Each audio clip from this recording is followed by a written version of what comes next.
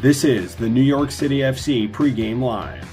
Tonight, New York City look to bring home their first trophy of the year as they host Atlas in the Campeones Cup. And now, here are your hosts, Glenn Crooks and Matty Lawrence.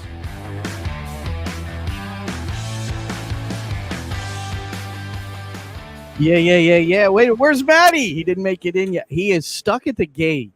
These things happen sometimes, especially at Yankee Stadium. But hopefully Matty will sneak through the turnstile and get up here before we conclude our New York City FC pregame live. I'm Glenn Crooks. Matty Lawrence and I will have the live commentary for you of the Campeones Cup, the MLS Cup champions of 2021, New York City FC, against the Liga MX champions, also of 21, winning both seasons, which is not common, and that's Atlas FC. We're at Yankee Stadium in the Bronx, New York. It's a 7:45 kickoff.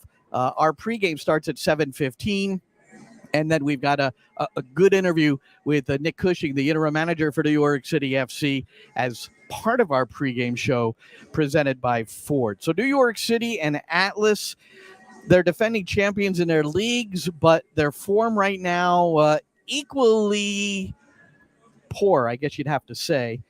Each of them with just one victory in their last 10 league matches, with New York City coming off the most recent game, a 1-0 defeat at Charlotte. So the expansion side, Charlotte FC, sweeping the season series from New York City FC. It's the first game at Yankee Stadium, first home game at Yankee Stadium for New York City FC since July the 23rd. That was the Tati Castellanos farewell match, 2-0 win over Inter Miami. So they're back in these friendly confines where New York City this year has a 6-2-1 record. Now, before we get into the meat of things, and Matty Lawrence, and that's why I want Matty to be here, because he's the one that sent me this yesterday. It was a tweet from UK NYCFC. And if you see at the bottom, it says Heathrow Airport, and there's the passport, and there, of course, is the pint. How could you not have the pint to get ready for the flight overseas? And you'd have to say that this guy is, if there ever were a super fan, this is a guy who has crossed the pond to come to the Campeones Cup and then also the Hudson River Derby back here at Yankee Stadium on Saturday. His name is Andrew Barnard, and there he is. He said, people call me Barney. What is happening? How are you? Very good, Glenn. Thank you for having me. Hope you're well too. Well, listen, I want to hear your story, because I know you've kind of followed us and followed me on Twitter, and you're very active, and you're always waiting for more information. You know, you're just such a fan of the team. So just tell us how this support started. Did it start with Manchester City, or because you're a Portsmouth fan? You're not like a City fan to begin with, right? Right. Yeah. So I have the smallest link to Man City. My brother-in-law was a Man City fan. He took me to my first ever Premier League game, like 16, 17 years ago. So there was always a little bit of the City group love in my DNA, I guess you could say.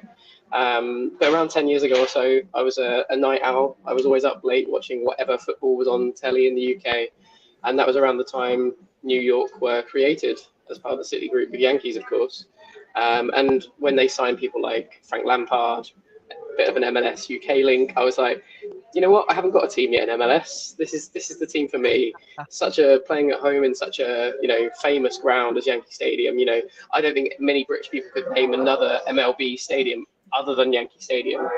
So it was all little things like that just came together. I was like, I like this. I like the sound of this. So you just kind of chose a team. Like my son wanted to. He said, I need a team. I need a team in soccer. So I said, followed Leeds. It's got an American influence, and so that's like his team this year, because he didn't really have a team outside of New York City FC since his father, works for the club. But you talk about late nights, so they're like the game on Saturdays at 1:00, which is no problem to watch in the UK. But what do you do with these 7, 8 p.m. games, West Coast games? Do you stay up for them or what? I stay up for as many as I can, yeah. I must admit this year has been probably my worst year for staying up late just because of work.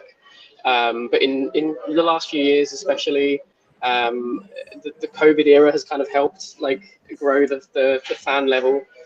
Being able to stay up till 2, 3, 4, sometimes 5 a.m. It's daylight. It's like becoming daylight again. Having finished watching an NYCFC game at 4 or 5 a.m. in the UK. Yeah. When did you make the decision to come to this game today? About a week ago. I'd been eyeing up the flights for like 2 months. When I saw that we had these 2 games in like 4 days, I was like, okay, this could be a good kind of double header of sorts. And yeah, it's all fallen together very well. So yeah.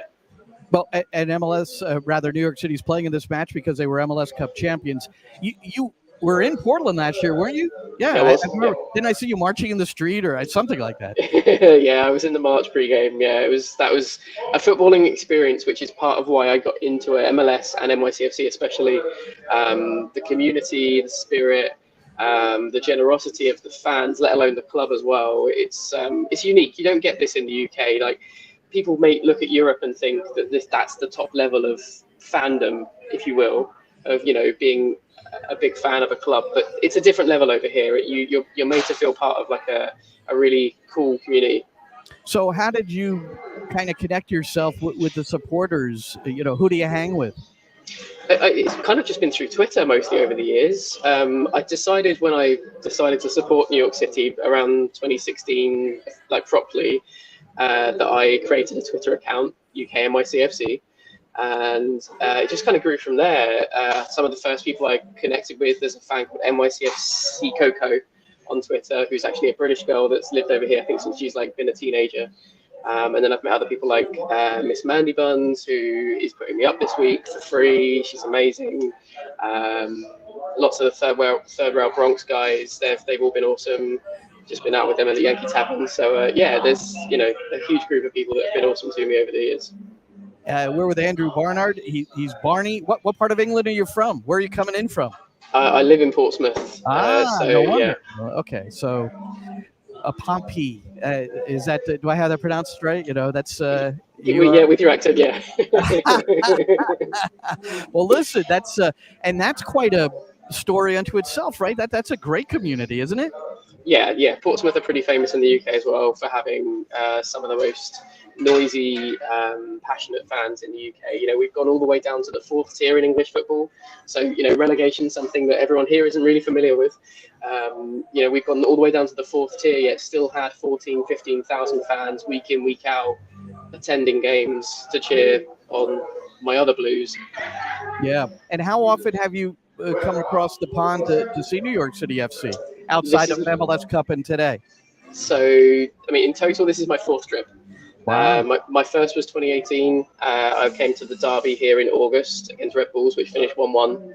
And then I saw the Toronto playoff game at Citi Field in 2019, which wasn't the best experience, but then everything was made better with MLS Cup last year in Portland. That it was, and that's led to the Campeones Cup this year for New York City FC against Atlas FC. Before we let you go, you have to tell us where you are. Brad Sims is taking care of you today. How did that all happen? Where are you right now? Yeah, so it actually all stemmed. I'd sent a couple of tweets off, atting the club and everything in the lead up to Portland, saying, I'm going to Portland, FYI. And some fans, I put a thing out there at the time, which I've been royally mugged and joked for amongst my friends in England, like a crowd fund to get to Portland because it was such a short notice thing and the flights were not cheap from the UK. Got like $400 worth, free hotels, the lot for Portland. And then the club reached out. And so when I landed in Seattle on my connecting flight, I had a DM from Mark in the social media team at NYCFC saying, Brad wants to meet you. I was like, wow, like that's unreal. So 8 a.m. in Portland, I go over to the team hotel. He gives me his business card and is like, we love your fandom. We've spotted you. Don't worry. We see you. When you're next in New York, hit me up and we'll sort you out. And yeah, I'm in the Steinbrenner suite. I apologize, Yankee fans. Wow. No, that's it. Yeah. Well, that was George Steinbrenner. Now it's Hank Steinbrenner, his son. And well, that's a pretty special part of Yankee Stadium. I'm in the radio booth. You're in the suite. I bet you have food and drink. I do have a cup of tea. That's about as best as I get here. So, well, that's wonderful and great stuff from New York City's FC's president, Brad Sims, to take care of you like that and support you, who have supported the club so well.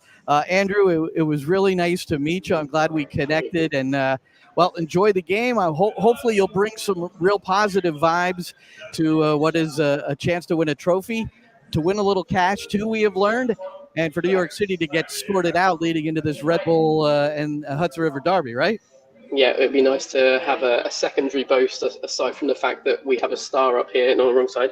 We have a star up here now, unlike our neighbours. So yeah, more bragging rights. All you supporters get to throw that in at your leisure, no question about it. All right, Andrew Barnard at UK NYCFC. Make sure you follow him. He has followed us, and he has followed New York City FC back to the Bronx here for the Campeones Cup. Andrew, enjoy the game, man. Thanks so much. Thank you, Glenn. Cheers. You're quite welcome. Well, that was fun. How about that? A guy who just ended up picking New York City FC, partly because Lampard was here. So, you know, sometimes getting the big names is meaningful, and certainly for Barney, that is the case. All right, we're about ready to wrap it up. I did want to share one thing from my pregame interview with Nick Cushing. That's before every broadcast presented by Ford. Nick always generous with his time, anywhere from 10 to 15 minutes. And New York City, they're coming off this loss to Charlotte 1-0. 42 minutes with a man advantage in that match as well, with their top attacking players on the field and only able in that amount of time to get one shot on frame. So the attacking side, it certainly has been an issue. We know there's been some individual errors on the defensive side. Those have been outlined and documented. So Nick, after the Charlotte game, brought up the word confidence. So I brought it up when we had our pregame chat. One of your comments post-game at Charlotte, this is a direct quote, I think you could see that we're maybe lacking a little bit of confidence, lacking the winning feeling. What are some examples that might stand out as this lack of confidence? Yeah, I think it's composure. I think it's being really desperate to get the win. I think it's those moments when we're a little bit direct in the Charlotte game and we force the attack, those moments where we get into wide areas and we put the ball in the box and we don't have runners that are gambling. You know, it's maybe not thinking clearly because you just want to win the game and you just want to try and force the issue individually, maybe in moments, or you don't pick the right decision. I think those are the moments when I say we're lacking that composure, that when you're winning, you're free, you're playing free. And we just look like in those last 25 minutes of the Charlotte game, we were so desperate to get back into the game that it affected our decision making at times, and we maybe didn't create the clear-cut chance. So that was Nick Cushing, interim manager, a couple of days ago as we did our pregame briefing. You'll hear the entire interview on the New York City FC network, the NYCFC app, and TuneIn app beginning at 7:15 p.m. Eastern on the pregame show presented by Ford. And then our live commentary, the first kick, and then we go, is at 7:45 here at Yankee Stadium. Starting lineups not yet published, so stay close to Twitter and you'll see. The only thing that Nick Cushing said, which didn't indicate what would happen, but he said there are slight lineup issues that will have to be corrected ahead of Atlas FC, because the question was asked at the regular presser presented by CONCACAF and MLS, how he might manage this game tonight against Atlas, plus the Hudson River Derby on Saturday against New York Red Bulls in terms of rotation and that sort of thing. And he referred to a slight lineup issue tonight. So we await the publishing of the starting 11 for both New York City FC and Atlas FC. I'm Glenn Crooks. Matty Lawrence will be with me as well. Chris Sakonis hosting our halftime and post-game shows upcoming on the New York City FC network. Enjoy the game, everybody.